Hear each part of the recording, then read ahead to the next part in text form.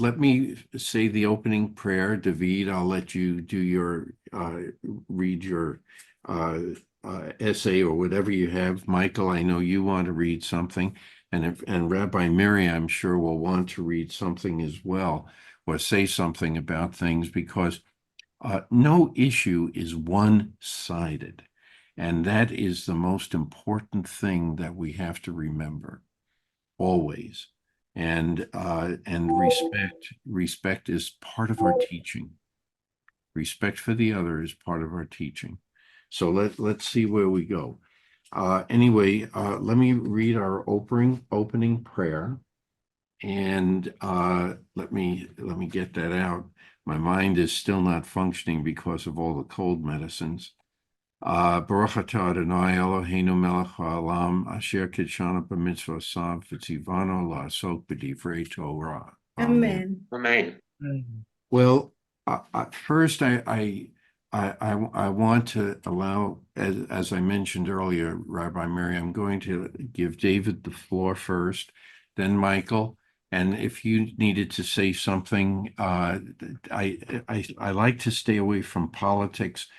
But if you have any comments concerning the war or anything like that, feel free. I'm going to allow each person to have a little voice in things. So, David, why don't you read your first statement? Well, thank you so much, Marty. I wanted to mention that we missed you, Michael, last week. But Rabbi Miri and I had a nice little conversation. One thing I forgot to do was to read a poem last week.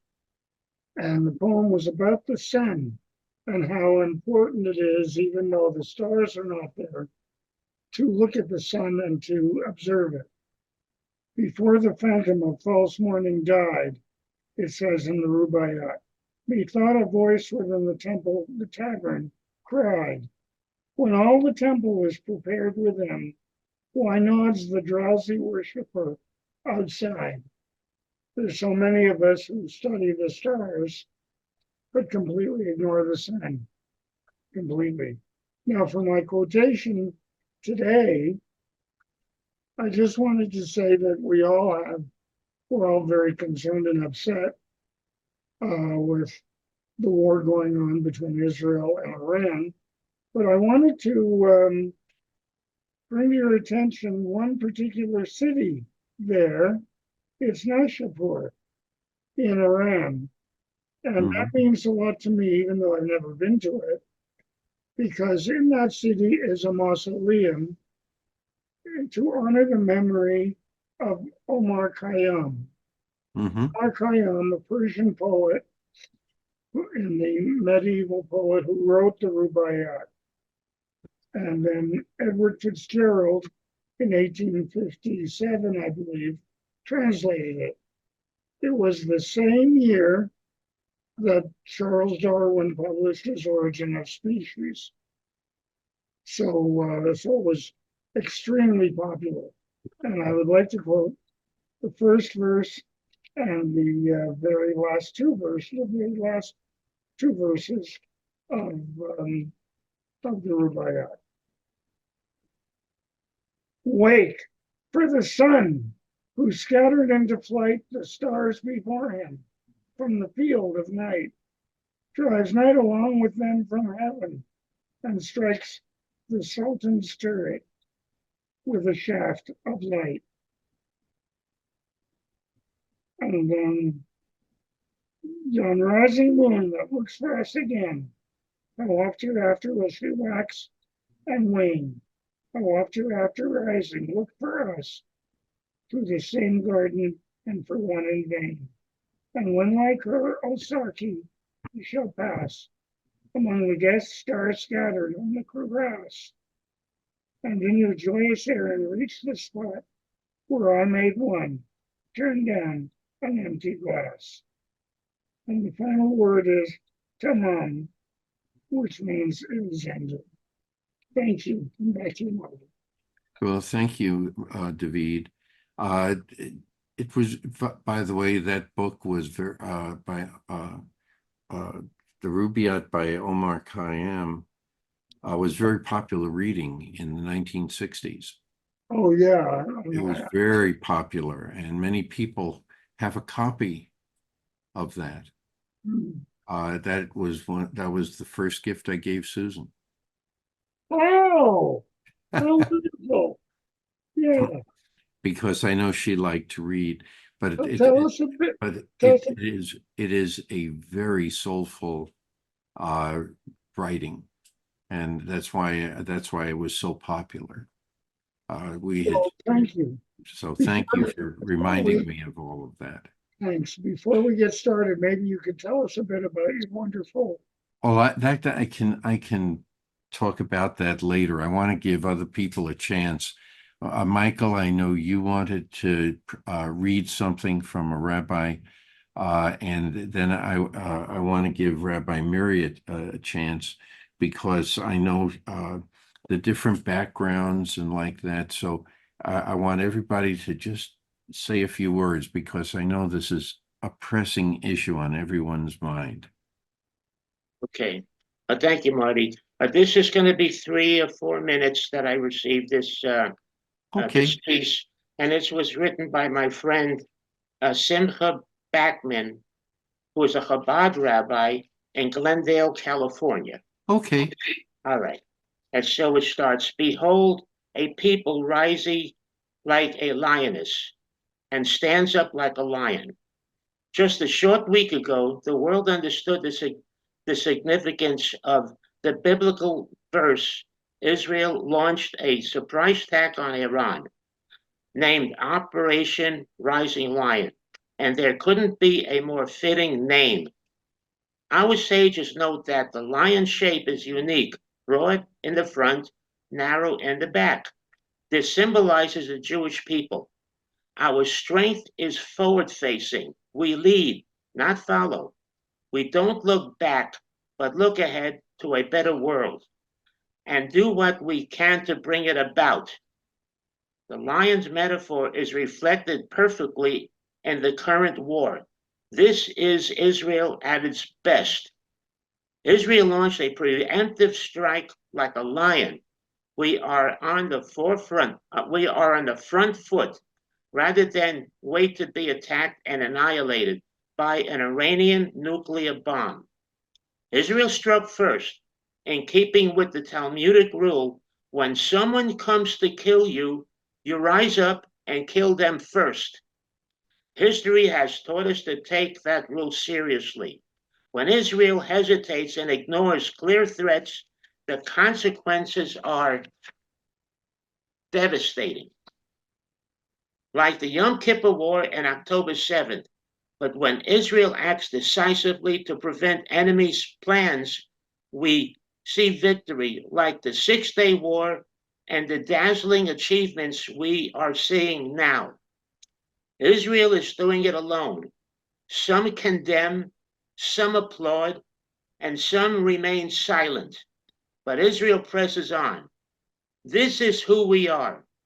Our destiny is to lead the world in the fight of good against evil. Israel does not need lectures from other nations. Like a lion, we do not look back to see who is with us. We look ahead, showing what it means to stand up for what is right. Israel is guided by faith.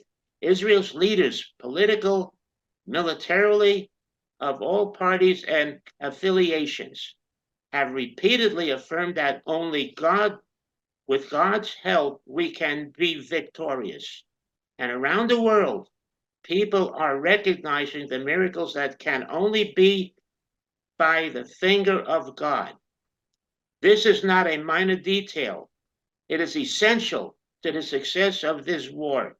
Our enemies invoke murderous and corrupt versions of faith to justify their bloodshed. We will defeat them with faith that is pure and peace loving. With the confidence of a lion, we know that God is with us. There is a purpose in the pain and a future that is bright. And finally, We mourn our tragic losses. We honor those who have been fallen. We pray for the protection of our people, and we embrace with joy the epic calling of our nation to lead the world into a new era of peace and prosperity for all mankind. The Lion of Israel has risen. Okay. By the way, if you recall in reading the book of Numbers, that is where the Lion of Israel, the statement, the Lion of Israel comes from. Okay. And so So I just want to it's point, in part of the reading that I don't think I was with you guys when that was part of the reading. yeah, I find this piece rather interesting because it's coming from an Orthodox rabbi Yeah. where he is balancing in at least in my perspective, he's balancing um, a, uh, a powerful point of going forward with war and then maintaining some sort of a peace. You know what I mean? Peaceful way. And so there's a balance there. So I found that pretty interesting. Well, thank you. And I understand the position of that person and anyone who goes along with this writing. In times of strife, it's not uncommon for people to feel this way, headstrong. But there are other viewpoints too. And I just want people to get things off their chest because everybody I feel needs this outlet today. And if we can just keep it away from the political side, that's all I'm going to ask. But to see how it fits in with the thinking of we all go through these thoughts. Harold Kushner addresses it when bad things happen to good people, when his poor son dying of progeria. And I'm rereading some of that to strengthen my thinking because everyone goes through the same emotions, but in a different way, their own way. Yeah, And that's why I wanted to point out at the yeah, beginning this was written by an Orthodox rabbi. right, See, right. And I think that's worthwhile. Well, Dr. Kushner, or Rabbi Kushner, was a conservative. And I've heard him speak several times and magnificent speaker. And I can understand why he had a very large congregational following on that, but very compassionate man. And so, Rabbi Mary, do you have any comments on the Yeah, I war? don't want to comment actually to what Michael said. I know that my brother has been going up and down the shelter, up and down. They Yeah, cannot sleep. The hospital in Beersheba got a direct hit. So, going forward, not going forward, I don't want to get involved in that. okay. There's one thing I'm going to say, Michael, a issue of Orthodox Judaism. You know that Israel has a chief rabbi. You know that? You know, Michael? Do you know, Michael, that Michael, do you? Israel has a chief rabbi? no, could you please repeat the question? Do you know if that Israel has a chief rabbi? Actually, two, one Ashkenazi and one Mizrahi. Do you know Right. that? No, You don't? no. Well, you should know that. Yeah, And you should know of the pressure of the Orthodox Jews on the prime minister to continue being there that's as right. prime minister That's right. because they are in the coalition there. Okay, I won't get into politics. No, but you are correct. You are correct. But we said, oh, we want to change the government in Iran. We don't want it to be a Khomeini. We don't want it to be religious. And what's happened in Israel? You know that a lot of Israelis are stuck in different countries in the world Yes, because they cannot fly home. You know that? there Yes, have been a few secret flights and a few Yes, overland, that they come but in. it's not enough. Okay, so the That's chief right. rabbi decreed, because he is an Orthodox Jew, that on Shabbat you cannot fly to bring these people in to come home. So when I hear that, I said, what's the difference between that and a Khomeini in Iran? And that really upset me so much because we know that the Torah says, Pikuach nefesh doche Shabbat. Saving a person postpone the Shabbat. So Right. it's more important to save people than running the Shabbat, not driving or whatever. So when I heard that, it really upset me. It upset me because it's a religious Orthodox person determine what's happening in the country, and these people are stuck out there and cannot come home. So, and the war, Michael, is going on in every home. People don't sleep. There was a Yeah. very nice meme. The emotional side of this Am is tragic. Israel high, but does not, but they are dying to sleep. Cannot sleep because the siren rings, they have to run down. That's right. Siren says, okay, you can go home. 2 hours later, they have to go down. So it's not a simple shiz that Israel is winning that war. It's not the 6-day war, absolutely not. The Iranians are attacking Israel in cities. It never happened before. That's right. Never. yeah, I actually know some of that. I was aware of some Yeah. of that, the turmoil goes on. It's been going on for a long time. No, it hasn't Not been for a this long way. time. Not this way. Oh, not this way. No one sent missiles to Tel Aviv, Haifa, Right. Beersheba hospital, and people that live there. There were some from Gaza, but it was only the south, you know. That's right. And the dome stopped that because there were not many. But now they come like rain, and they don't discriminate between civilians and Right. military. So that's my say, and don't push me for more because Okay. I am in touch with my brother and my niece and Are my they dad, safe? and it's a very painful time for me. Are they safe? Well, they are safe for the meantime. For the meantime, but You don't know if a missile will hit everything them. else, I know exactly what you're saying. You know who feels the same way is Sarah Mussman. I was on the phone with her yesterday. Israeli people. Yes. And Michael, I was speaking with Michael as well.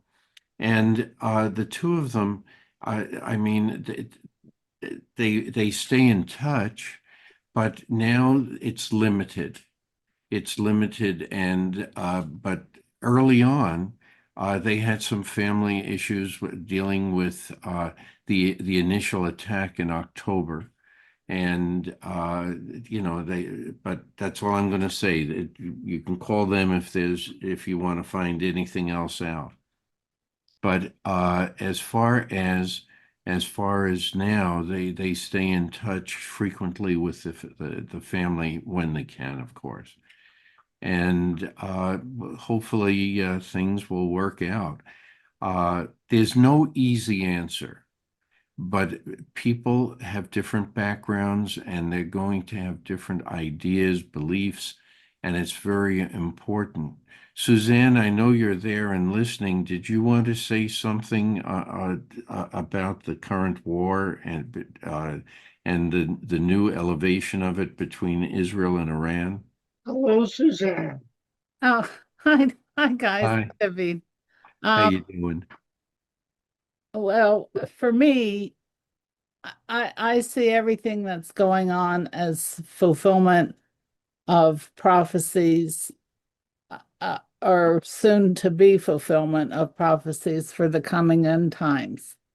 And that everything we're seeing has to happen.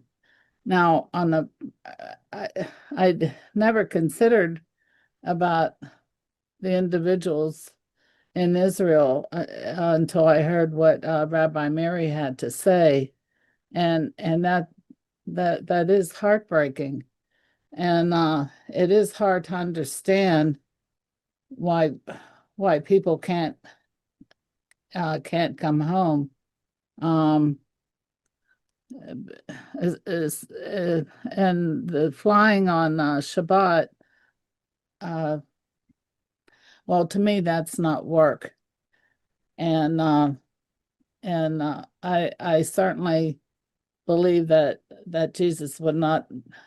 I know that you're not Christian, but from my viewpoint, that with him being a Jew, that there would have not been an issue.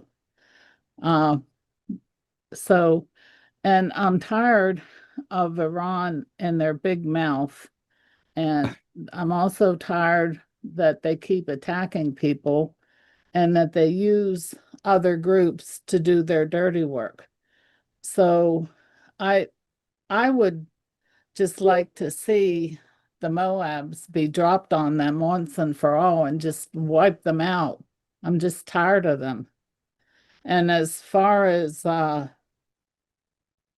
whatever their government should be, that's not up to any of us. That's up to the Iranian people. Sure.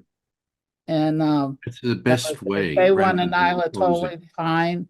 If Right. they want their former prince to come back, fine. If they want to elect a president, whatever they want, it's up to them. But I also feel that part of this fight is America's fight because they have attacked and killed many Americans along the way, and I'm just sick of it. And you know, they think they're a Great Dane when they're just a little Chihuahua in my mind, all bark. And then the other thing is in Isaiah 17, there's I forget which verse, but one of the verses in that chapter says that Damascus will become a ruinous heap. And a friend of mine and we talk about this, and we keep thinking that Iran's gonna send some missiles and they're gonna malfunction and I'll end up in Damascus and turn that into a ruinous heap. I don't know if that will happen or not, but it's prophesied that Damascus will become a ruinous heap. So that may very well happen in this particular conflict. And by the way, there's a reason that I wanted to encourage everyone to say several points, because I think it's very important that in Torah, all of this some of this has already been discussed. We've been reading the stories related. Oh, and by the way, at the UN, one of the people who is always very pro-Palestinian made a tremendous error. And instead of praising the Palestinians in his speech, he wound up praising the Israelis 3 times. Now, again, this is reminiscent of the Book of Numbers. Okay, which story in the Book of Numbers am I referring to? Bilam. Balaam. The story of Bilam. Balaam. And when I saw this, I started chuckling inside because maybe this is this error, as somebody corrects him and he does get back to his original speech, but in the meantime he said what he said, and it just takes you by surprise. You would never have expected this. And you wonder if if God is saying, hey, don't forget I'm still here. Yeah, You start wondering about that. it Yeah. wasn't a mistake. You spoke the truth. Well, this is the thing. You have to start wondering about an error like that. Is it an error or was it meant to be? It was meant to be. That's Yeah, right. I think that was divine intervention. Yeah. But So I also would like to add that I find it odd that God allowed Tel Aviv to get hit. Um, but then again, Tel Aviv is is not Jerusalem. right. So But I don't think Jerusalem will get hit at all. we hope. We hope. I mean, that's Remember, when you're dealing with crazy people that are focused only on death, they abandon logic. And well, and yeah. this I is think the danger is not that they're crazy. They're not crazy. It's premeditated by people who are not crazy, and that's worse. okay. All right. Good point. Good point. Yeah, and part of it I do believe is demonic or satanic. And I know that I'm alone here in these thoughts, but I do believe this is all part of the spiritual warfare that's going on. And so where was I going with that? Okay. Well, anyways, I'll just leave it at that. I think a lot of this is spiritual warfare manifesting itself in the flesh. And that we have to, there's a plus side to that, and there's a negative side to that. Because and we have to be very careful in conducting wars. I made the comment once before. If it's God sanctioned, we better be darn sure that we're not listening to ourselves and our thinking as opposed to what God is thinking. We don't know for sure because nobody has really said, God told me this and we need peace and like that, or we need war and that. But they speak as if they have God on their side. And that can get people in trouble too. So we have to be very careful how we deal with everything. There are pluses and minuses to anything we want to say or do, believe, and we have to just be aware of that. David, you've been very quiet during this time. So what's your opinion about things? My opinion is that, there are two wars going on right now, and we all have opinions about the first one, about the Gaza war. And I'm sure we all have opinions about the Iran one, but mine is that Israel must survive, and they have to do everything they can to do that, to survive. It's a very different idea from what's happening in Gaza, and I'm horrified that they had to do it, but Israel had to do it in order to depend on its survival. That's all. Okay, I will agree with everyone. I will agree with everyone, but it is hard, including the cat's tail.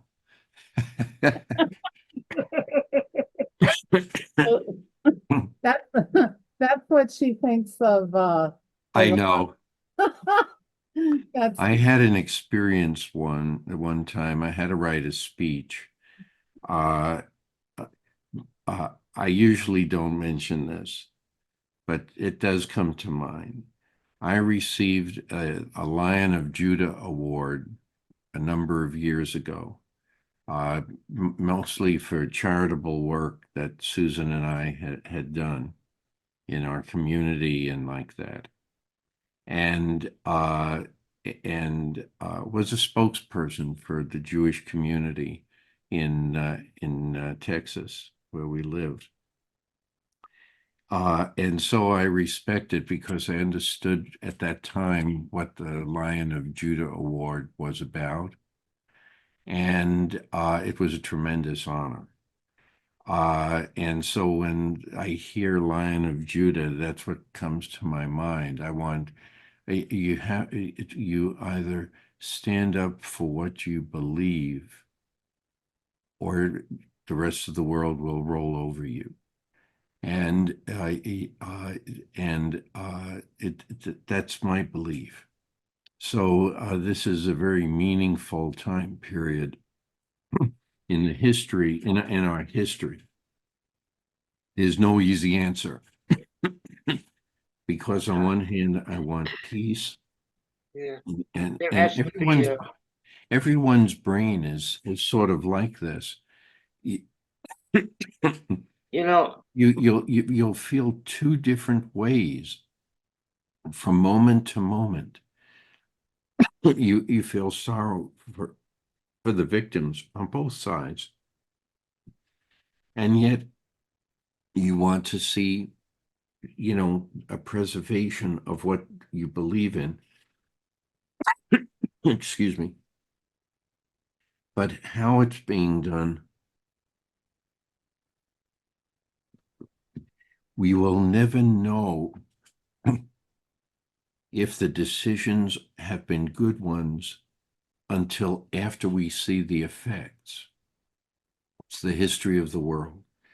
We can worry about all the do's and don'ts. We have many, many gates we can walk through from moment to moment. And each decision we make, we never know in advance what that outcome is going to be until we go through that gate, until we make that decision to move in that direction. So all we can do is, I hope that our leaders, and I really pray for that their decisions will be and the phrase justice shall you pursue sticks firmly in my mind, that that they will be given the strength and wherewithal to be able to make the right decisions. It's the most anyone can ask. and there are unforeseen consequences, unforeseen Sure. And that happens all the consequences time. That's right. to decisions and that you just can't think of. You do the best that you possibly can. Every nation, as you were saying, has to have a leader. Every nation has to have a leader. And there are going to be people in that nation that agree, and then people that are disagreeing. But it's so difficult to be absolutely certain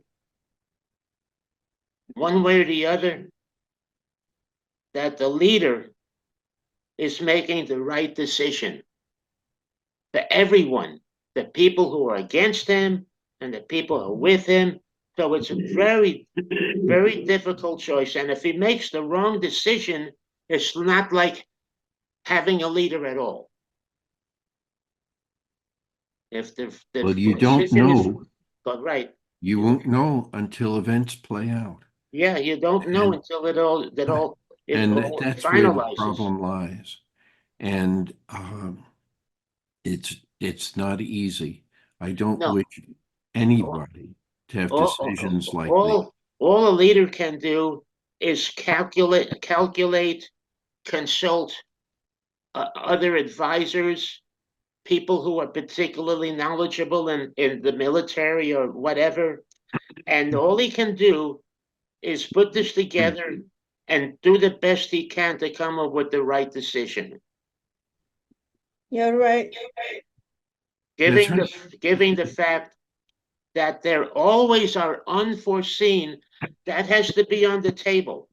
That's right. That statement has to be on the table. Unforeseen consequences and circumstances. So let's get to it. Let's take a look at what is passing us by, what we're not thinking about. That has to be part of the equation. That is very true.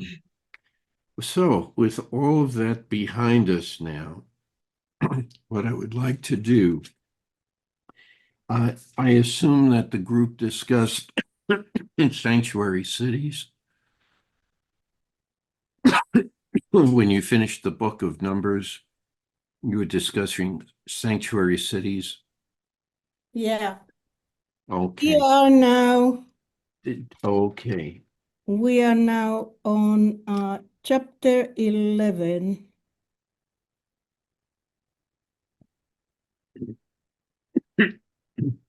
Just one second. Chapter 11 of Deuteronomy. No, this is my mistake because I'm leading a Torah at Kolami as well, so Oh, okay. I was in the I wrong think place. Norman said they had just started Deuteronomy. Is that right, guys? You were there, so I have to remember. Yeah. We started Deuteronomy. Let me see where. Yeah, we haven't gone too long, too far away. Okay, so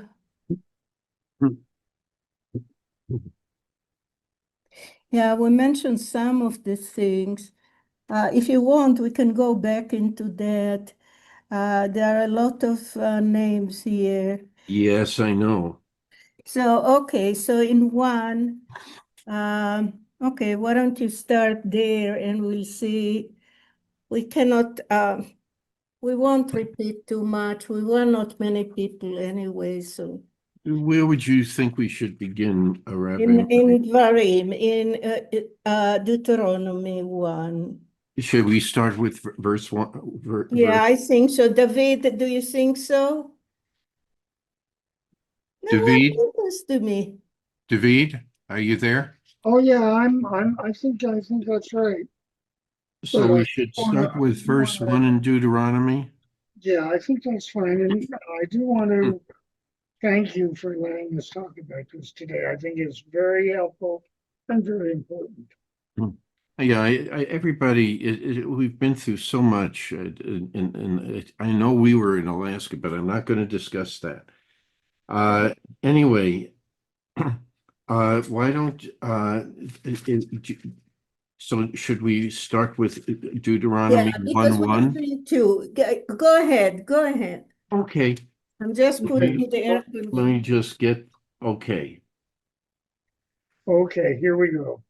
Deuteronomy 1 1. 1:1. These are the words which Moses spoke unto all Israel beyond the Jordan, in the wilderness, in the Arabah, over against Suf, between Paran and Topel, and Laban, and Hazeroth, and Dizabah. You want me to go on? Well, in your minds, can you understand that they're still on the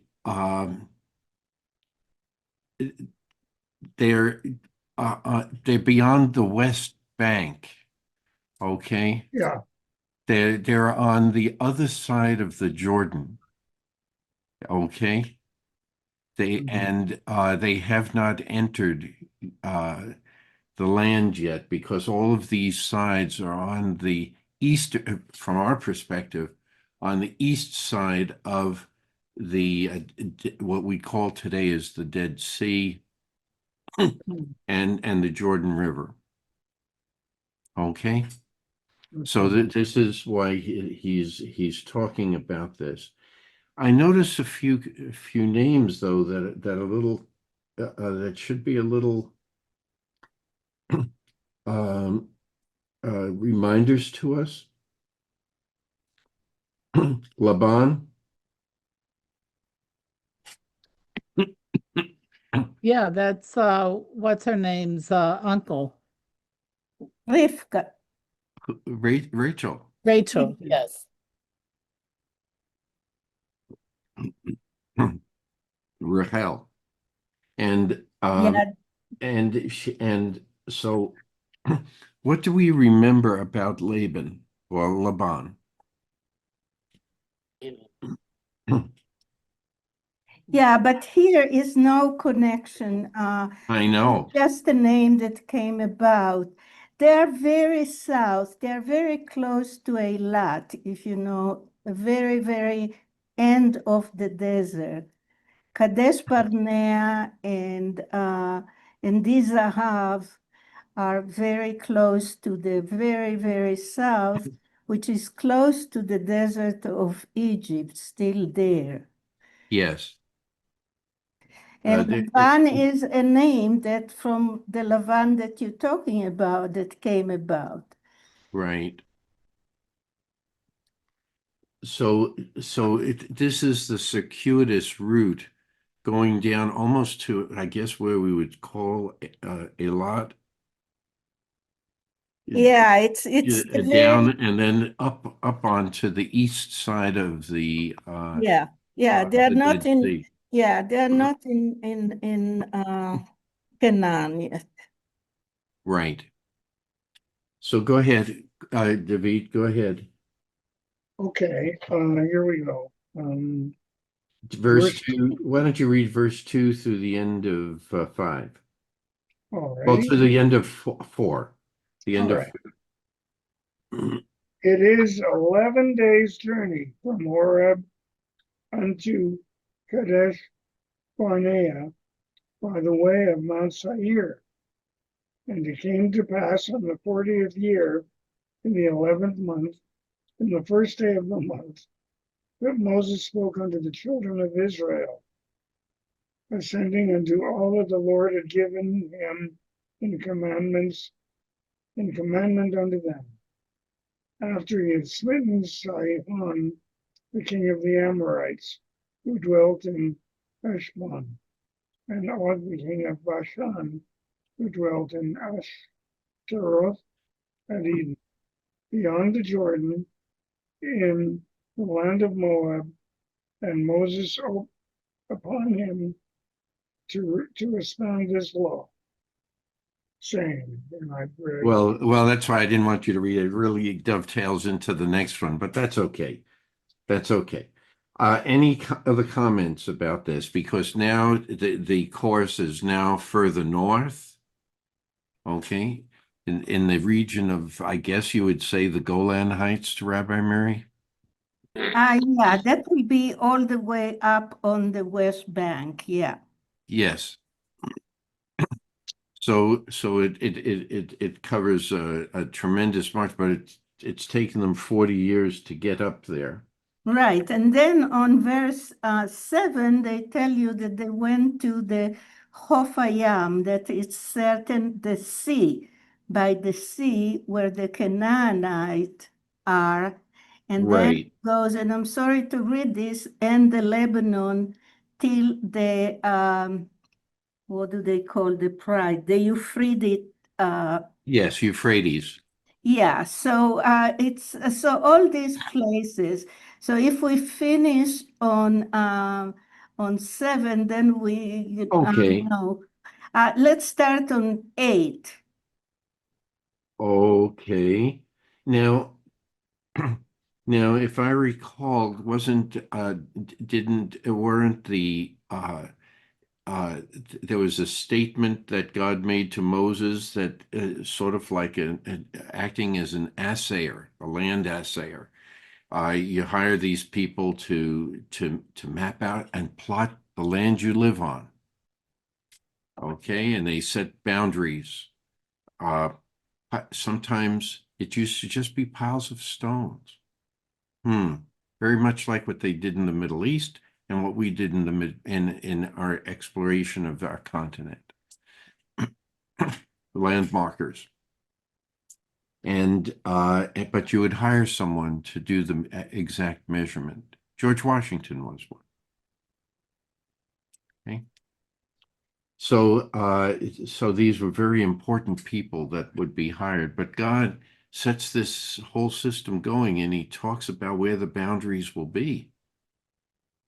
Or he did speak to us about it before we got to this point. But anyway, so Let's go to 8. okay, now we will go to verse 8 and just read Michael, do you have a book in front of you? I do, Could you- I gotta get. I'll do a little bit here because I have to get Just- some more shrubs. But anyway, All right. If okay, just verse 8. yeah, verse 8. Oh, see, I place the land at your disposal. Go take possession of the land that the Lord swore to your fathers, Abraham, Isaac, Jacob, and to assign to them and to their heirs after them. Okay, that's it. Any comments?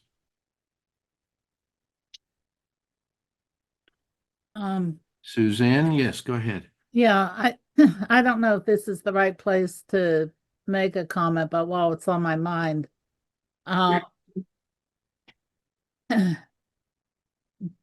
Joseph, or not Joseph, Joshua did not conquer everything.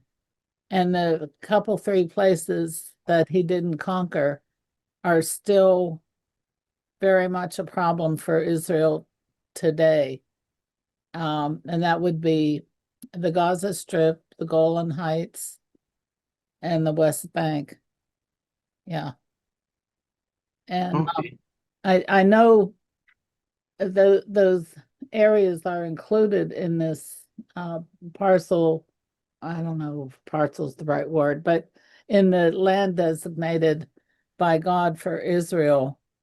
But I'm just commenting that there is 3 areas that will continue that were a problem back then and are still a problem today. Okay. Rabbi Mary, did you want to say something about verse 8? Not about that. My way of thinking is not the way that Susan is talking about. So, in here they talk about God giving them this and giving them that. And because Joshua didn't conquer that, then we have problems. If we're talking about 1,000 years, I mean, it's a difficult issue for me Yes. to refer it. We were given, and here it says, this is going to be yours. And it says on verse 8, it says, see the land and come and inherit. Well, what does that mean? That God promised Abraham and Isaac and Jacob to give it to them, and we should have it. So it's difficult for me to absorb things this way, since for me this is not history. So I don't even, I mean, in my book, these 3 guys, Abraham, Isaac, and Jacob, are a metaphor. They are a mythology. They are stories. So I don't build the today based on that. So that's why I'm saying, Suzanne, this is an issue of belief. So I respect everything that you said. And the truth is that today, those places that you mentioned are troublesome. And I don't think it's due to Joshua not conquer them, But you're right, those are places that have caused trouble and they were problematic to Israel, absolutely.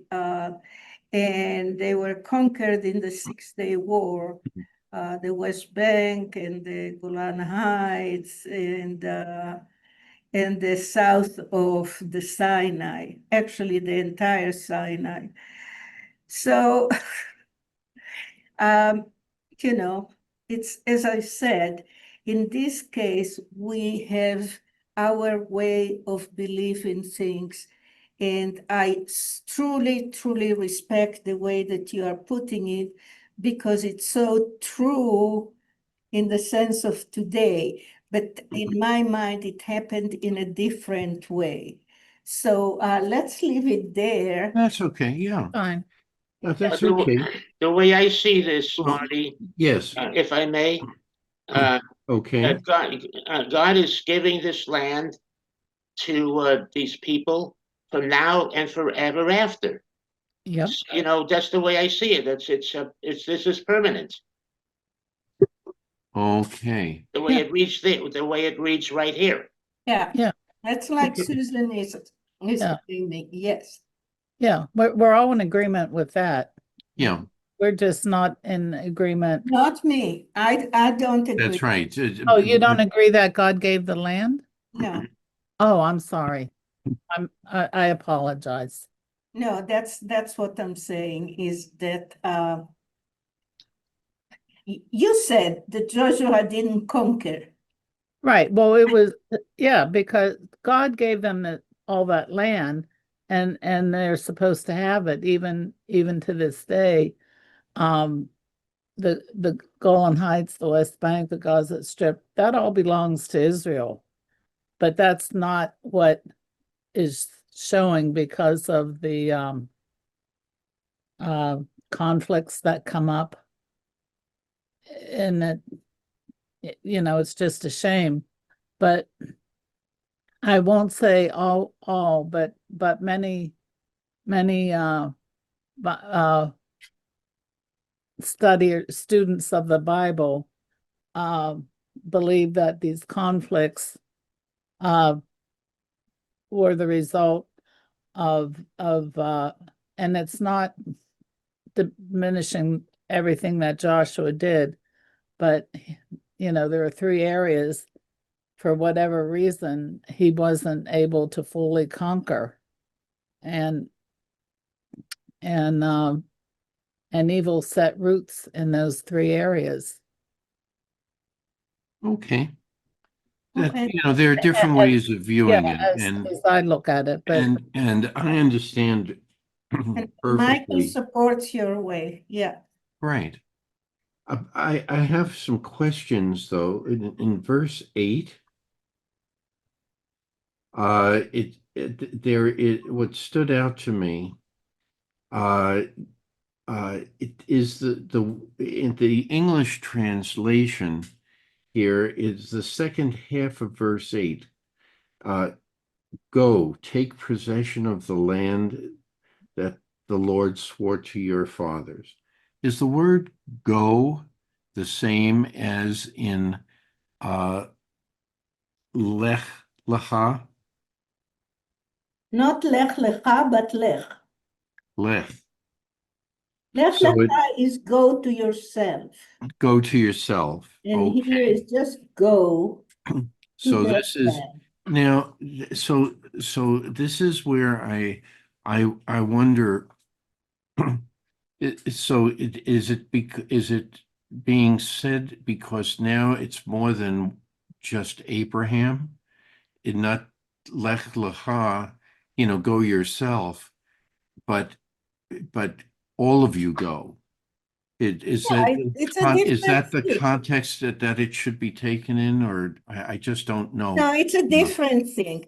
When God says, go to yourself from the house of your father and the this and the that, Yes, it's a statement that it tells Abraham to just to live where he was and go to the place that God is going to show him.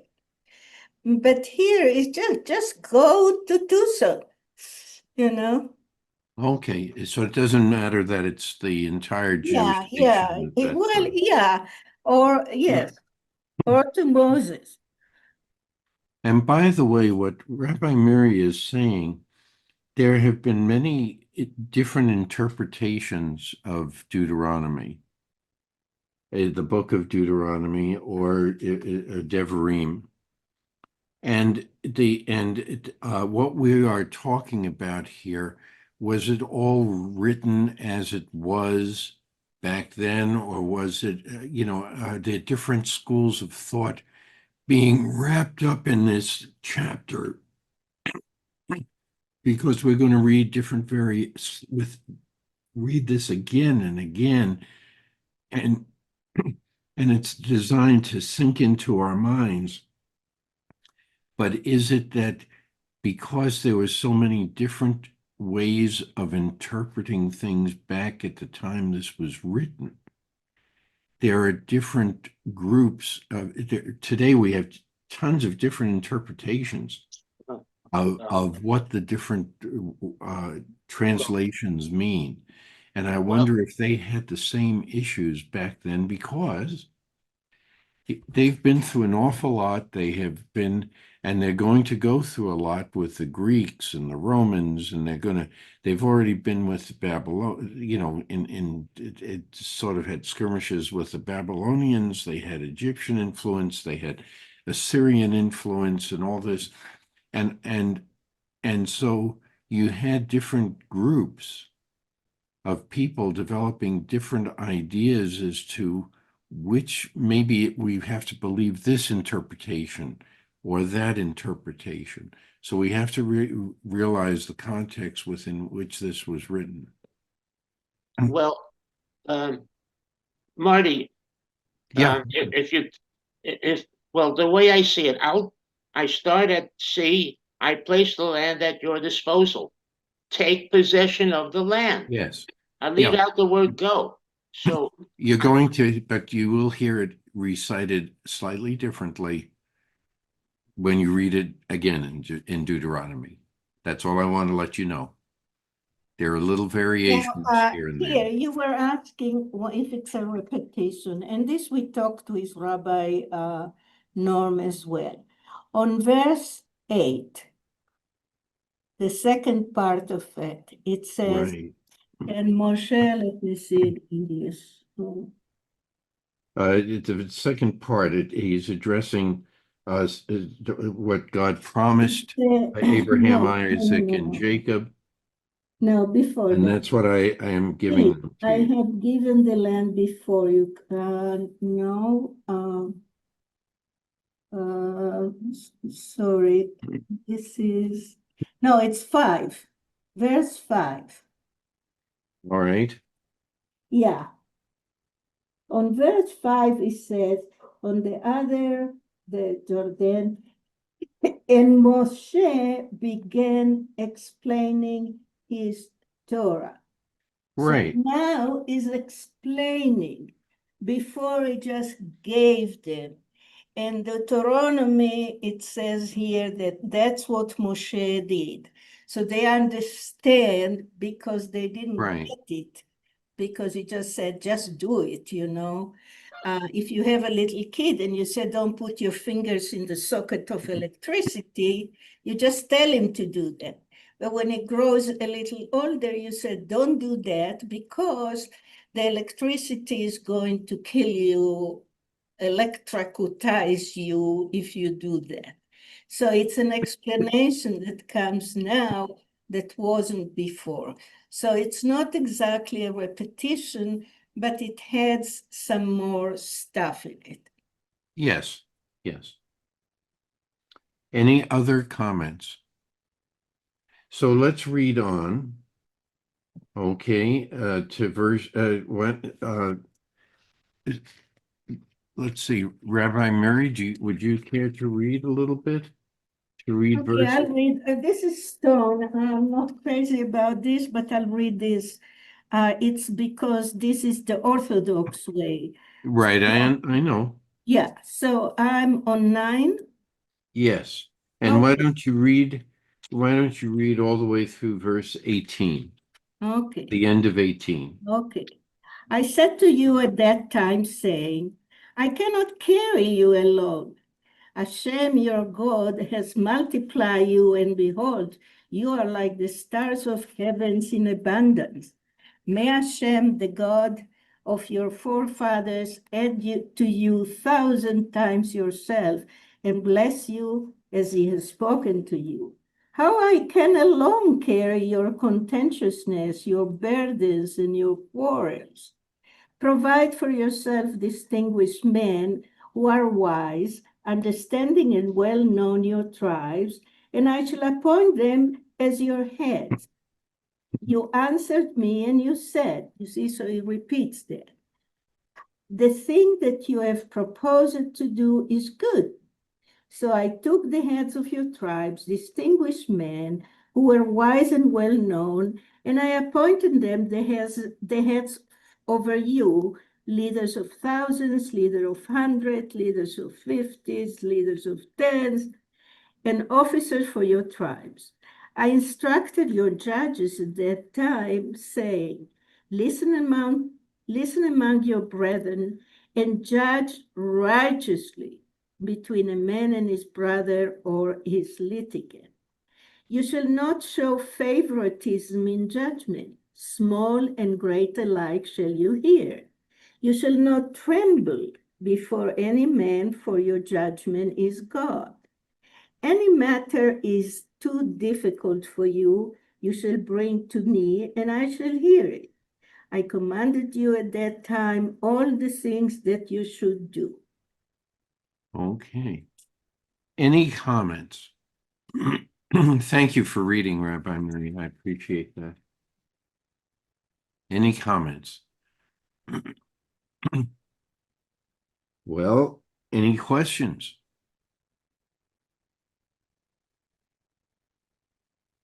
What is this? One of the things in Deuteronomy, it's written so far in from when we read it in other books. God is saying something here that is very interesting.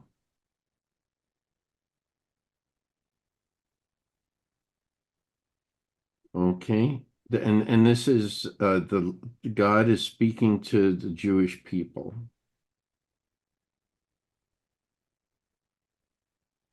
Okay, and Moses. And what is he saying here? I cannot bear the burden of you by myself? Or is it Moses saying that? Moses is saying that. Yeah, that's how I took it. Yeah. Okay. Moses said it before. Moses said that in Numbers. In Numbers, he said it much more interesting.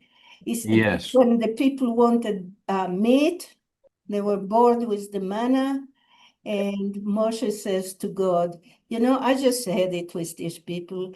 I didn't give birth to them. I didn't carry them. I don't want to do this anymore. Just kill me because I don't want to do I it. remember that. That's right. And then God says, take these people and they are going to help you. So we see this now again. Okay.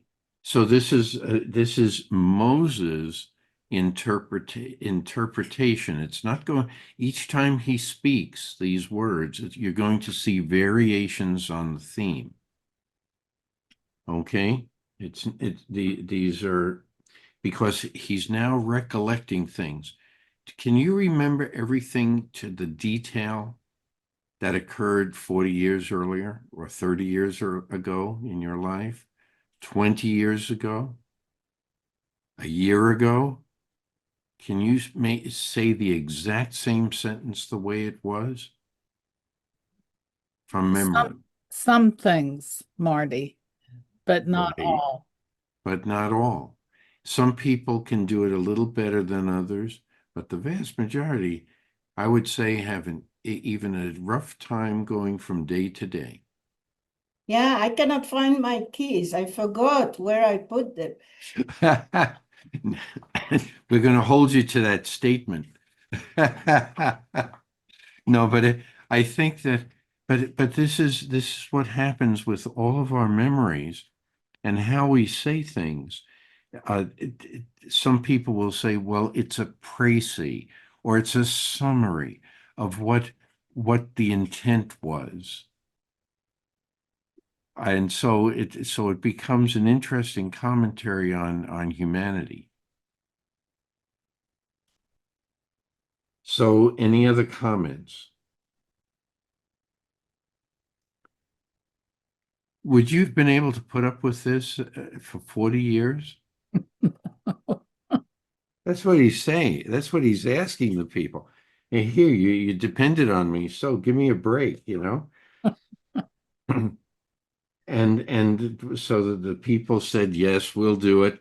Maybe they did it to just say, let's get on with it, but you know, but because they still complain every step of the way. Uh, any other comments from anyone? Why do you think you know it brings back to mind uh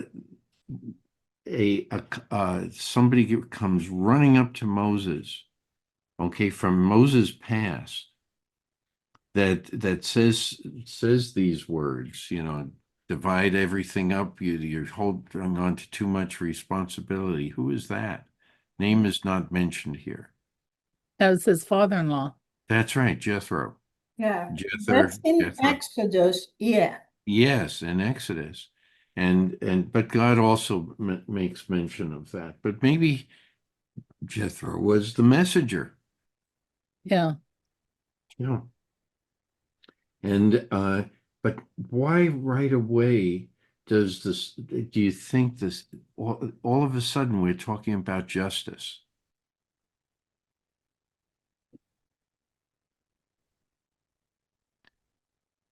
I mentioned justice before, and there's a good reason. Why is justice so important? Would it be because they're coming near the end of their journey? Well, maybe yes, that's one. But this goes way back in history before then.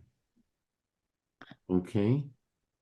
It's because each one of God has been asked, and Moses has been asked innumerable times to use judgment. When Moses can't do it, he has to turn to God.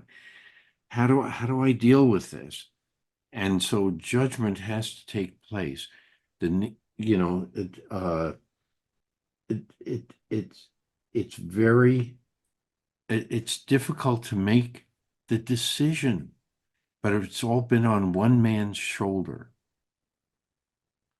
And fortunately he can depend on God in this story. He can depend on God to help provide him when he can't come up with an answer. God will provide him with an answer. But for 40 years he's had to make decisions that are very difficult to make. And when you think, and we have been talking about that earlier this morning, how difficult it is to make these decisions. And I more power to the people who can do this. It's to me, it would be nightmarish to make decisions like this. It was bad enough just in medicine having to make decisions. But you know what, Marty? I think that in government, without getting to details of political issues, if the leader surrounds himself by wise people, and this is what he's doing, and by Yes, judges that know how to judge, and they are righteous and they follow justice, then right. everything will be okay. Because one person cannot make all the decisions, because some decisions that person doesn't even know what's the story about? So if you have one person that will tell you what they should wear and what should they eat and what military they should have. So that's what he needs to do, and that's what Jethro told him in the past, and now it's a recount. Moshe, That's right. stop kvetching and do this, put these people and they're going to advise you. Because a smart leader surround himself or herself with wise people and with judges that do right. And Rabbi Miri is correct. Good point. All politics aside, we can think of different leaderships in the past where they did not, and purposefully, they tried to pick the people who were best suited for the jobs. And sometimes the people did not agree with them politically or financially or militarily or things like that, but they had a different idea. But it was important to hear the other idea before the final decision was made. But It was a very difficult task. How do you make these decisions? They're the it's key, daunting. yeah, the key that you just said is putting the right, the putting in qualification falls into that category, I think, of what you're Right. talking about. Who is qualified? Yeah. Now, if I could take this a little further without getting into trouble, You will. I'm only kidding. well, I'll do the best I can, Sure. and then you'll just stop me when it's appropriate. Okay. All right. And so putting the right qualified people in a particular place where they would do the best. But what happens sometimes a person who has gone awry with something in their past, and they don't want that person to be in this position because of something they did that was distasteful, let's say, and say, no, we can't have that person do this because this person did this in his personal life, his or her his personal life. But nevertheless, that person remains qualified to do that job. So let me do this. Let's say you have someone in your family needs a very severe operation to save their life, and you have this one surgeon who is absolutely qualified to do this operation. But you know what? This surgeon also has it was not nice to his wife, and he had affairs, this and that, So he's just not the person you want to do that. But nevertheless, his track record of doing this particular operation is the best. So do you see what I'm trying to say? And Yeah. Yeah. You're absolutely right. And it's hard. It's hard to find, but yes, that should be your aim, to find the best you can possibly have. qualification for the Yeah. particular job. Yeah.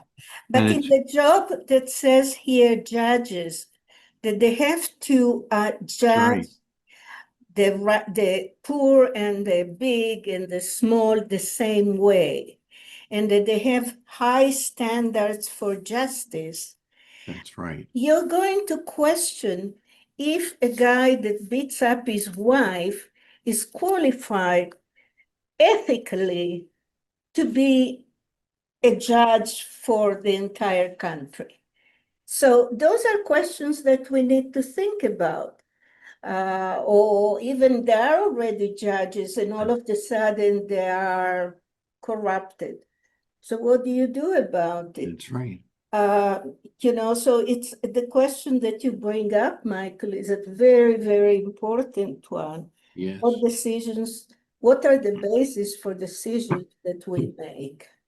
I don't want to get to politics either, but we have, and let's talk about Israel. It's not that close to home.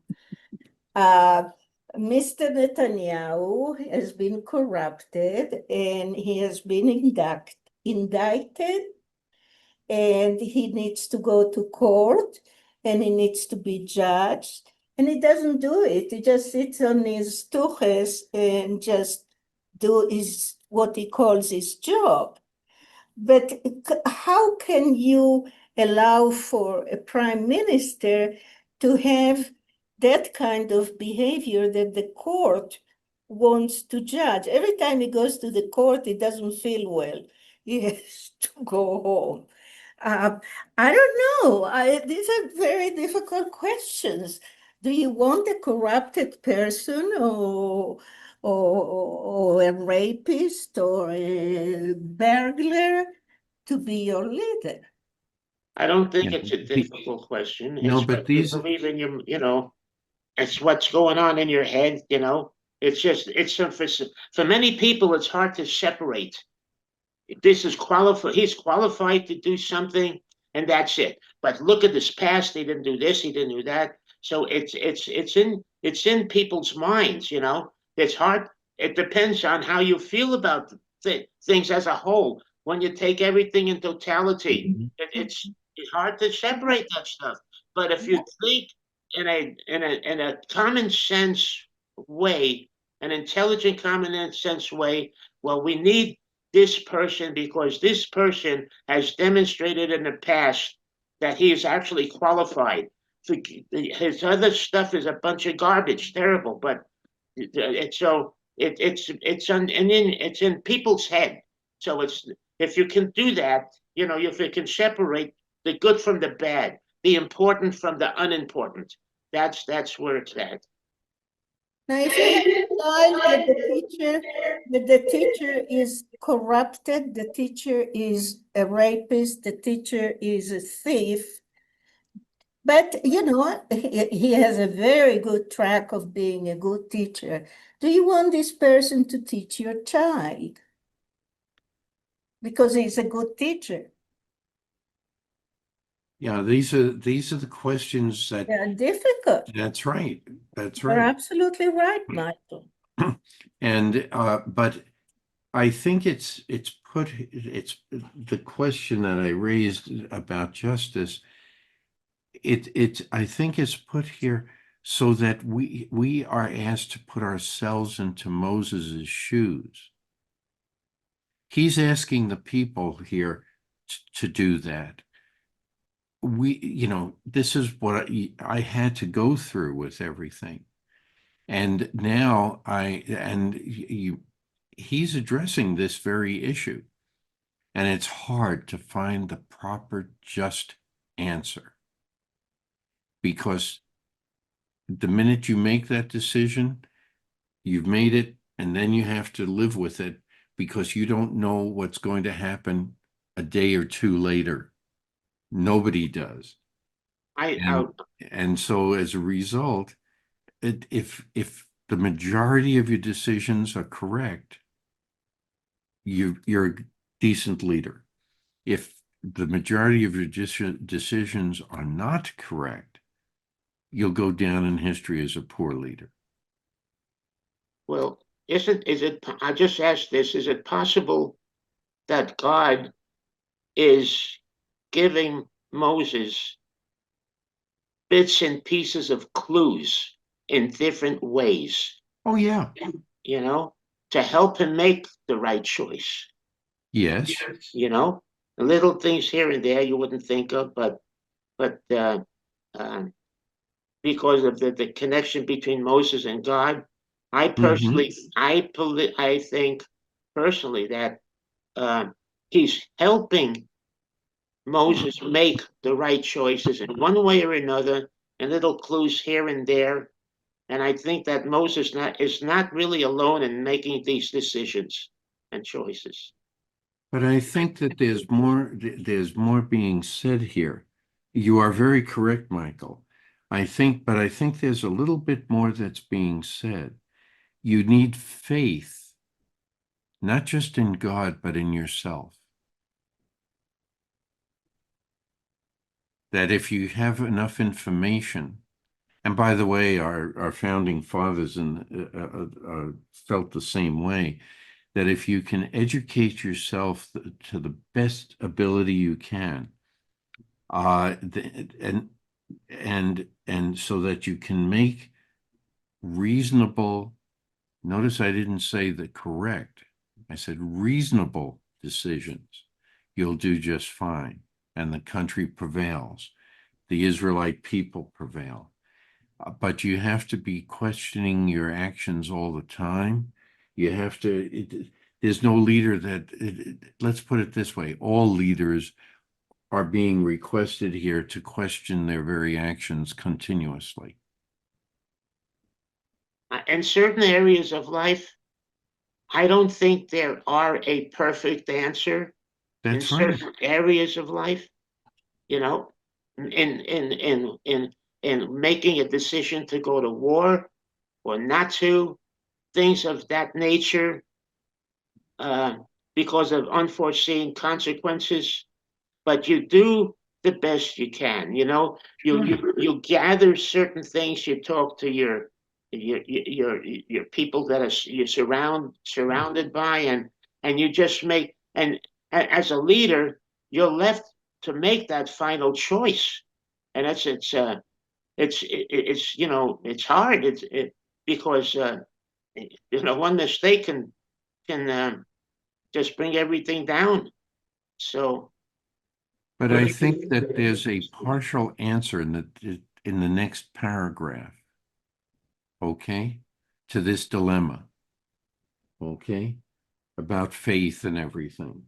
So if somebody, David, maybe you would care to read for us. We're on 9, verse 19 now. 19. Oh, did I? It's 9, I think.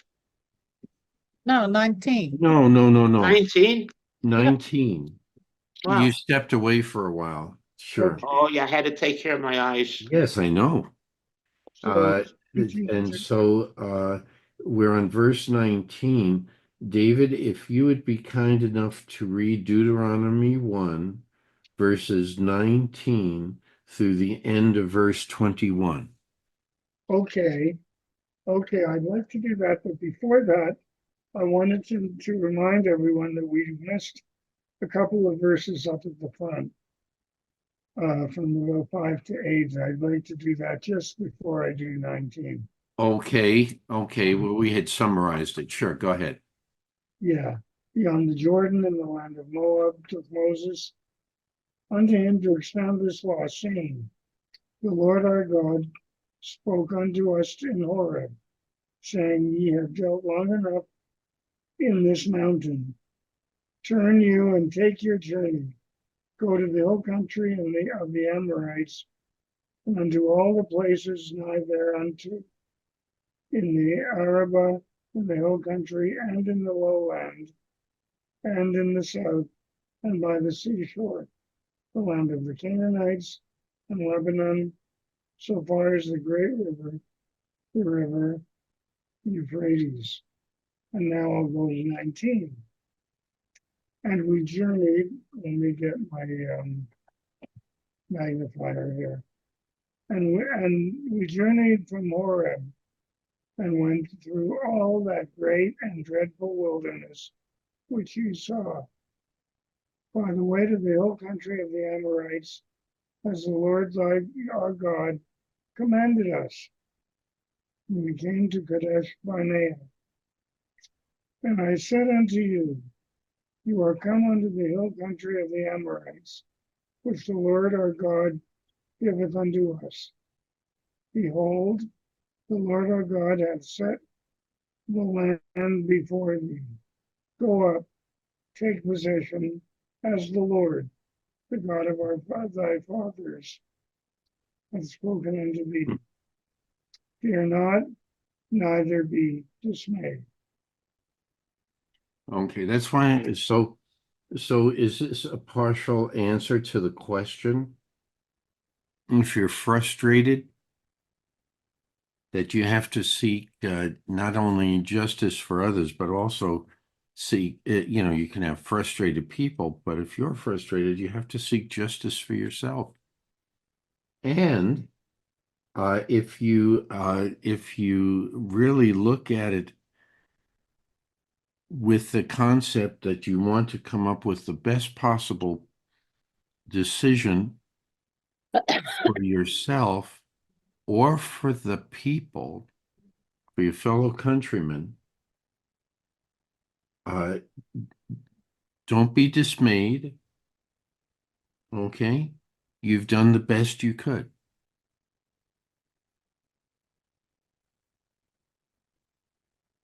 And maybe that's what Moses is trying to say here. I don't, what do you think?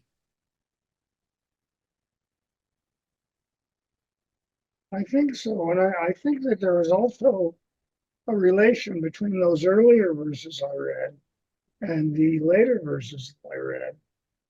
They were, in a sense, saying very similar things. And I think that you're right, Marty. Thank you. Anyone else?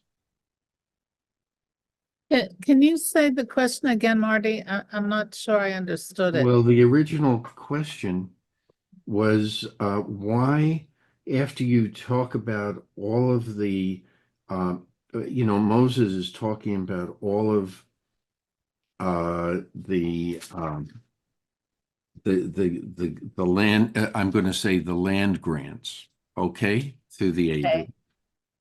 And now it suddenly shifts to the topic of justice. And how do you come to being just? Well, you have to start off by getting having people at different levels of justice who are going to handle things to a point, and then it goes up a little higher to the next person and so forth, until in this case to the chieftains themselves.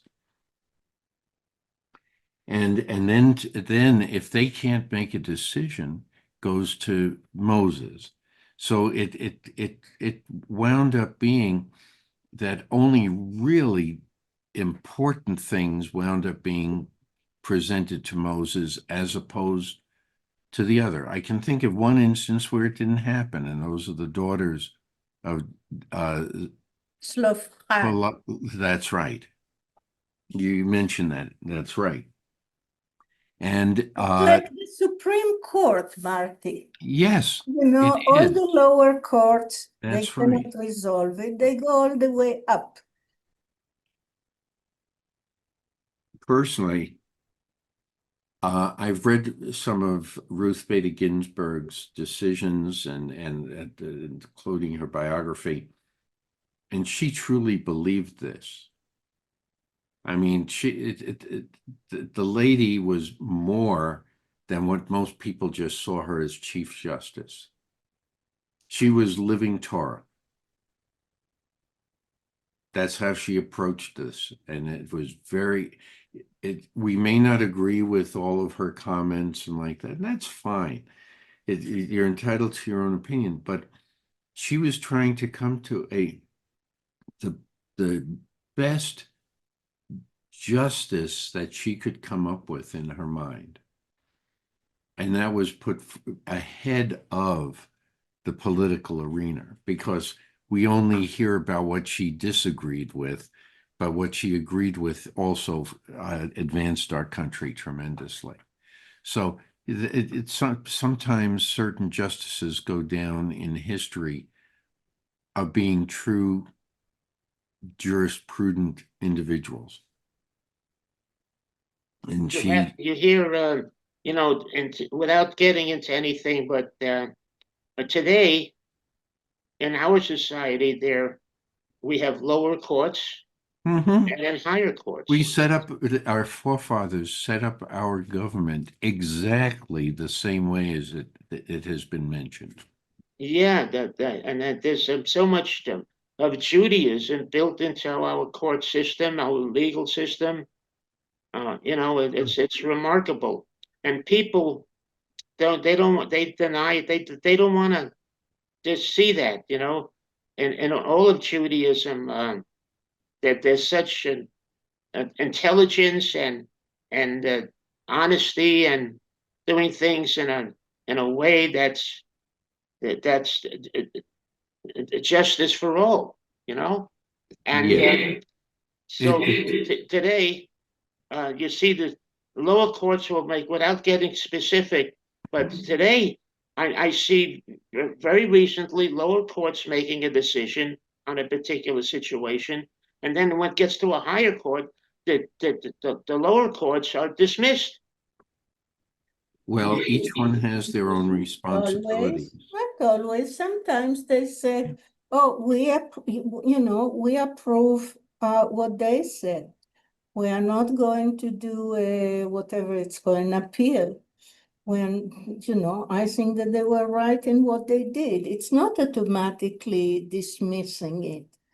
I don't think so, Michael. Do you Well, think that I every see time it But happens? sometimes, I see different opinions between the lower courts and the higher courts. Oh, yeah, Yes, it could yeah. be, but not however, necessarily. sometimes, we're not into the minds of the individuals who make the decisions. But think about it. If this case is brought to you at a lower level and it needs to go to a higher level, you have to make a decision that will force it to go to a higher level. And whether you agree or disagree with the subject, and it personally, that it requires a decision much higher up the line, and you can't dismiss it. It's a real issue. So you say something that, yes, in these circumstances, the way it's been presented, I can side with this, and you make room then for it to go to a higher court. And then it takes its time as it goes up through the different courts until it gets to the Supreme Court. This is how things get done, and and this is what they're talking about. Not that you agree all the time with Joe or Frank, or it doesn't make any difference who you agree or you disagree with, Joe or Frank. The point is, it's a much bigger issue than just Joe or Frank. You have to move it up the ladder. And so it's another way of a judge saying, it belongs to a guy who has more responsibility than I have. And if you just put it that way, people are going to say, "Oh, look, he won't take a stand. He's coward." But he has to be honest one way or the other as to who he is. But it's important to move it up to a higher court. So this is what it's telling us here. But do not be dismayed that there's a process that has to be undertaken. And you still have other ways of presenting cases. Sometimes it's the way a lawyer presents it, and it's citing the wrong laws, and it's going to be rejected by the Supreme Court or by Moses or by or God. But if it's said in the right way, and that comes out in this story. Do you want to remind everyone about the three sisters here and what the issue was? Well, there were these three sisters that their husbands died, or they were not. they said that it's not fair that only the boys are going to inherit when the father dies. Now, they said, our father didn't have boys. So what's happening? We are only women, so can't we inherit? That's not fair. And Moses thought. He slept on it. No, and said, you're right. You're right. We're going to agree that if they are not boys, if they're not men, That's right. out of your father, you guys, you women are going to inherit the land. And this is a very important concept, and it comes up multiple times. This we're going to read this again and again to remind us that there are certain things that on one level you may want to side a certain way, but you have to go all the way to the top to come up with the best answer for the majority. It's not going to please everyone, but it's a very, again, would we want to sit on a committee or a jury that had the ultimate say of life and death? It isn't easy. It isn't easy. And that's why those trials take forever. So you have to think about the impact of what we wish for. But it doesn't say that you're wrong. It just says, fear not and be not dismayed. You need to keep thinking about it. You need to keep working for what you want, what you feel is important. And maybe other people will start to hear what you have to say and then understand your position better. They may still not agree, but at least they understand your position. And it can be very frustrating at times. But have faith. Have faith. Have faith in yourself, in your leaders, and in God. Well, when you have a death, a premeditated murder trial, and you're found guilty of first-degree murder, you put on death row, and the death doesn't come immediately. There's a waiting time. And the reason for that wait to make sure that that person did committed that murder, because taking someone's life is as serious as you can get. Yes. And it's given time for investigators to reopen the case if somebody's complaining about it, and so that time is given, enough time, a lot of time, to find evidence to the contrary. Sure. Before you Exactly. take someone's life. That's a good example. Okay, well, who would care to read verses 22 through the end of 25? Susan. I can, am I allowed to read? I'm happy to Sure, read. go ahead. You're You'll in do luck. okay. You'll do okay. We recognize that there's a variation in the English. There's a variation in the Latin, okay, with the version.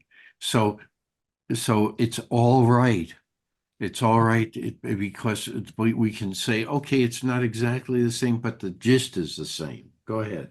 Okay, what what verses did you say again? Verses 22 through the end of 24. Oh, okay.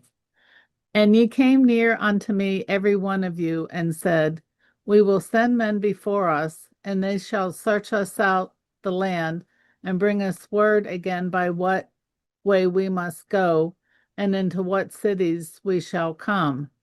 And the saying pleased me well, and I took 12 men of you, one of a tribe. and they turned and went up into the mountain and came unto the valley of Eshcol and searched it out. And they took the fruit of the land in their hands and brought it down to us and brought us word again and said, it is good land which the Lord our God doth give us. Oh, Keep going. Oh, Keep keep going. going, Susan. Okay. I'm sorry, Marty. Keep going. okay, go ahead. You can. Yeah, the story didn't end there, so please keep going. Keep going. Go Okay. through you can go Keep through the going, end of yeah. 31. Oh, okay. Let's see, where did I finish? And 23. notwithstanding, you would not go up, but rebelled against the commandment of the Lord your God. And ye murmured in your tents and said, because the Lord hated us, he hath brought us forth out of the land of Egypt to deliver us into the hand of the Amorites to destroy us. Whither shall we go up? Our brethren have discouraged our hearts, saying, the people is greater and taller than we. The cities are great and walled up to heaven. And moreover, we have seen the sons of the Anakims there. Then I said unto you, dread not, neither be afraid of them. The Lord your God, which goes before you, he shall fight for you, according to all that he did for you in Egypt before your eyes. And in the wilderness, where thou hast seen how the Lord thy God bare thee, as a man doth bear his son, in all the way that ye went until ye came into this place. And you Keep don't going. believe? Oh, okay. Yet in this thing ye did not believe the Lord your God. Do you want me to keep going or? Yeah, go ahead to Yeah, yeah, just keep yeah. going. Okay. And the Lord your God, who went in the way before you to search out a place to pitch your tents in fire by night to show you by what way you should go, and in a cloud by day. And the Lord, Okay, so we can okay. stop there, although it continues, but do you remember this story? Oh yeah, that was the The spies. the spies. And Jacob and Caleb said, let's go take them. And the other 10 said no. Right. And Basically, they said, "Oh, it's a great land," and they bring the big the great of grapes, and it says it's a great land. And then the other said, "No, no, no, there are all these people there, and they are enormous, and they're going to kill us, and so forth." So Moshe gets angry and said, "Don't you remember all the miracles that God did for you?" So that's where we are now. Right. God is angry that they did not have faith that he can overcome those big guys. Correct. And it was because of that anyone over 20 was not allowed to enter the promised land, Right, That right, is very correct. except for uh, Joshua and Caleb. right. They Correct. had faith. And so this is again, it's an issue of faith and faith in justice. Okay, faith in your leadership, faith, and you have to. A soldier has to think that his sergeant is giving him the right orders, and the sergeant is saying the same thing about the lieutenant, and further on up the line, captains and generals and like that. Each level has to have that level of faith. You're working in a bank and you're just the teller, but you have faith that the manager knows what he or she has been telling you, that you have to do it a certain way, your job a certain way, to be sure that everything is done properly, to count the money that you handle exactly, because it's a responsible position that you have, even though it's at the lower end of of what goes on in the bank. And you can talk about this in any business. Okay, you have to respect the worker. If you're in management, you have to respect the worker because they're carrying out and doing the scut work. They're doing the dirty work that you don't get involved with. But you have to have faith that they will carry it out for you. And the worker has to have faith that the boss has made the proper decision so the company may survive. So it's in every aspect. We do that in every family. Especially when we have children, are the decisions we're making, are they going to guarantee that the kids are going to grow up to be upstanding individuals? We don't know. All we can do is lay down the guidelines and give them the chance to take on the values that we think are most important. But we have to have faith in the children. We have to have faith in our parents, that our parents gave us the correct ideas and the correct values. And we have to have faith that their parents did, and so forth, as you go through history. And I think these are the important things that it comes down to. These are lessons in justice and faith, effort, work towards a goal. This is all very important. These are all very important subjects. And I think this is the preamble. We've just gotten through the preamble. This is going to come up over and over and over again.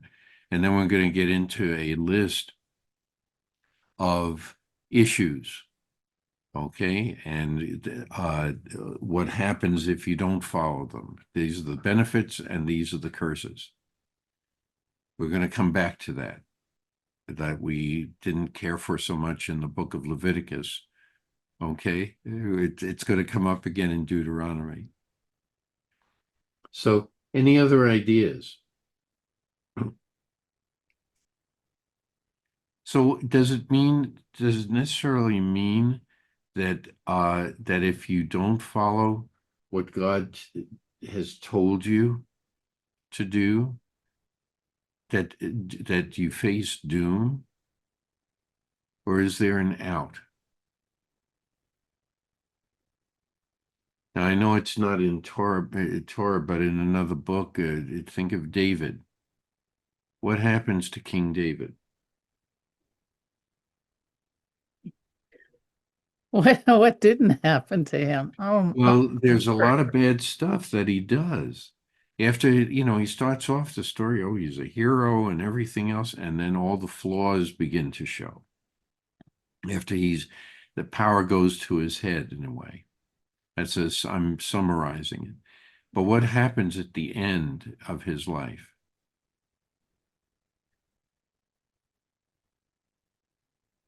Well, I don't know about the end of his life, but along the way, every time he realized what a screwed up thing he had done, he Yeah, always repented.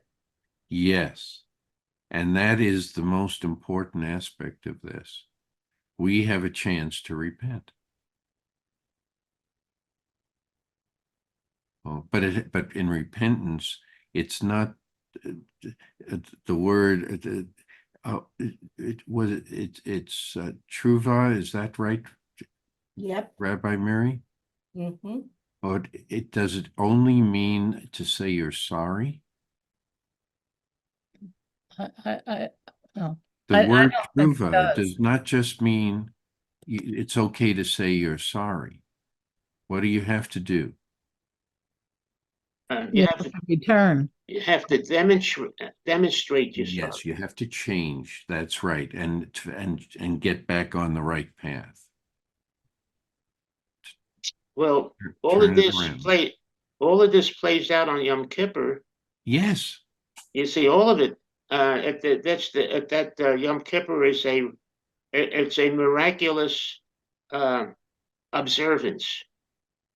It's a marvelous observance. If you do well, according to, as I understand it, to the Orthodox, if you if you do something wrong to another person, you are required to go to that person and ask for forgiveness. And what can I do to make that to do something to reverse that? Whatever you can do.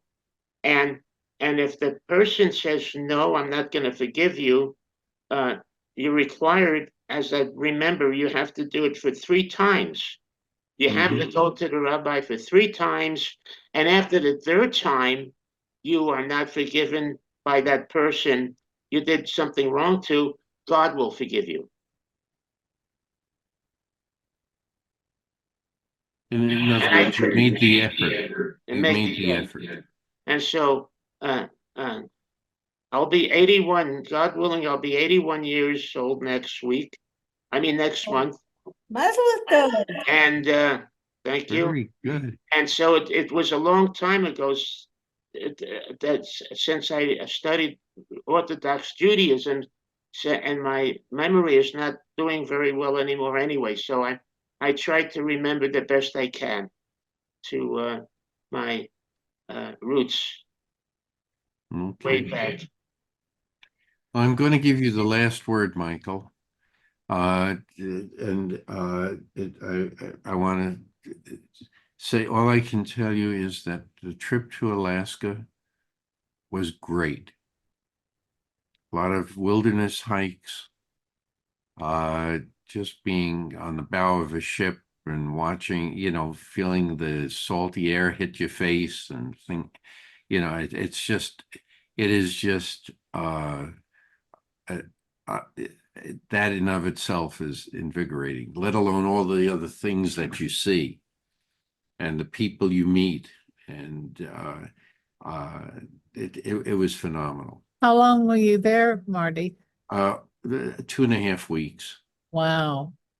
And it was great. It was a great experience, and it really shows you what really is important when you meet tons of people that have, and I've experienced this in Africa and Asia and South America and all over the globe. But in the United States, we don't, in the lower 48, we don't see it as much because we do not have as much wilderness down here. In Alaska, you have very few people per mile. You can, it's unbelievable. And so you have to be, these people are the salt of the earth. I mean, it just unbelievable. And they have a lot of faith in themselves as to what they can do. They really treat each other very, very differently than what we see in the lower 48. The cities up there still have the same issues as we have in the lower 48. But when you get out into other much smaller towns and like that, population 500 and like that, we still have towns like that in the lower 48, but it's nowhere near like it is up in Alaska. They still have to provide their own food, and for the most part, their own medical care. It's fascinating to see how it unfolds. And so it was just so you David and wanted to hear about the trip. That's it in a nutshell. Thanks. A lot of interesting stories along the way. What was the furthest north you went? Anchorage. We in past years when we were younger, we went up into the tundra, just below the Arctic Circle, and we've never been to Nome or places like that. But we've seen enough of Alaska to know the variation in the climates and like that. And it's interesting the few things I remembered about the towns. In 20 years, a lot changes. And, you see the growth in these towns and things like that, but it's unbelievable. It's a great experience, and I would recommend it to anyone. So with that, I'm going to say Shabbat Shalom. Shalom, Shabbat Shabbat. shalom, Marty. Shabbat Thank you. Shalom. I And think next that week, next week we are not having Torah study. It's the 28th. Unless you, Marty, declare that you're going to run it, because Norm and myself are not going to be. I will be able to do it, Rabbi, Okay. and I'll do my best. You always do your best. That's fine. But I always need help. That's why I rely on The everyone. people that are around you are going to help. We talked about it today. Okay, so I will let the powers that be known that be know that we are going to also meet next week, and then we'll just keep going on, and it's good. But we're going to see. You're going to say, well, didn't Moses just say it this way? Just not, and it didn't quite happen this way, and we're going to see this again and again in the statements.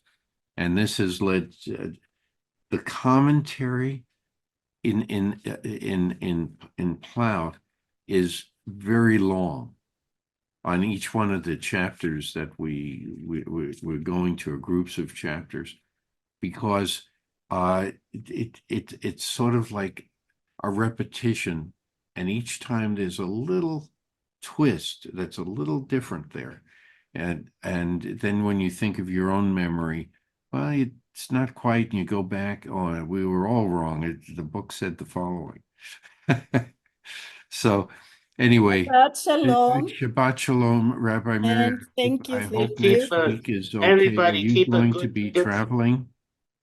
Are you going to be traveling, Rabbi Mary?